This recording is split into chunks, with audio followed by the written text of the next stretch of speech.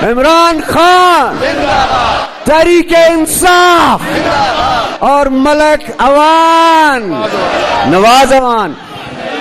सबसे पहले तो मैं आपको मुबारकबाद पेश करता हूं। आपको एक मौका दिया वज़ीर आज़म इमरान खान साहब ने, पाकिस्तान तहरीके इंसाफ ने, कि आप इनकी मंजी ठोक सकें और वो हमने इंशाल्लाह मिलके ठोक देनी है।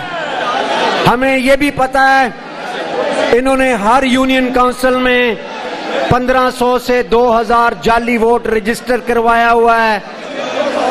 हमें ये भी पता है नादरा के ओरिजिनल शनाख्ती कार्ड जाली बने हुए हैं। हमें ये भी पता है कि एक एक खानदान के अंदर, ये मैं बड़ा इंपॉर्टेंट पैगाम देना चाह रहा हूं आप लोगों, पॉलिटिकल स्पीचेस तो होती रहेंगी, ये हम सब के लिए जितने वर्कर्स यहां मौजूद हैं इंतहाई अहम ऐलान है।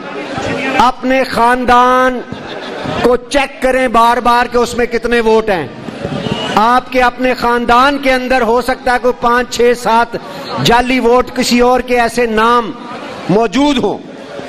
फौरी तौर पे उनको उनमें से निकालें और उसकी इतला दें इलेक्शन कमीशन को और उसके ऊपर फौरी तौर पे अपना प्रोटेस्ट लॉन्च करें।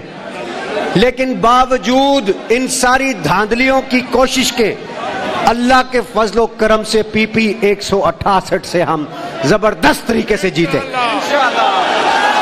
ये लोटे जिनको हमारी पार्टी ने इज्जत दी और इमरान खान साहब के नजरिए की वजह से लोगों ने इनको वोट दिया, आज एक्सपोज हुए हैं। ये पैसों के चक्कर में मुल्क दुश्मनी कर रहे हैं। बात इस वक्त सियासत की नहीं है, बात इस वक्त रियासत की है, बात पाकिस्तान की बका की है, पाकिस्तान के तहफ्फुज की है। इसलिए याद रखें, जो नून लीग वाले कहा करते थे ना, शेड इकवाड़ी फेड, गौर से सुन लें, ये पाकिस्तान आपका भी उतना है जितना किसी तहरीके इंसाफ वाले का है। अगर आप पाकिस्तान से जर्रा भर मोहब्बत भी करते हैं ना, तो ये लम्हा फिक्रिया आपके लिए छोड़ के इमरान खान के साथ आ जाएं, क्योंकि हम इस वक्त पाकिस्तान की बका की जंग लड़ रहे हैं।